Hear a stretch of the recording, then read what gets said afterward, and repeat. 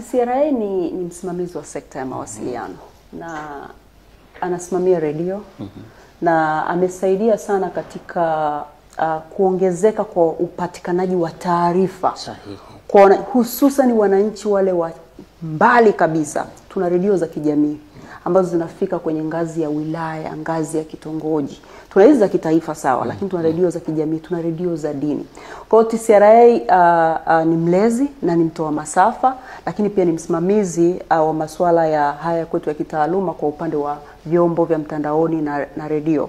Lakini pia ukiangalia hata usajili wa vyombo vya habari vya mtandaoni, kwamba vyombo vya habari vinasajiliwa na kupata leseni kutoka mamlaka ya mawasiliano Tanzania TCRA. Kwa hiyo mchango wa TCRA ni mkubwa sana kama mlezi wa kuilea hii sekta ya mawasiliano. Na kipindi cha nyuma ilikuwa kwamba magazeti tuko chini ya idara ya habari maelezo, na mpaka leo ndivyo ilivyo, kwa maana kwamba leseni zetu tunapata huko. Lakini kwa sababu tuna majukwaa ya kidijitali, ni lazima tunapata leseni kutoka TCRA. Kwa hiyo tuko kwenye maeneo yote.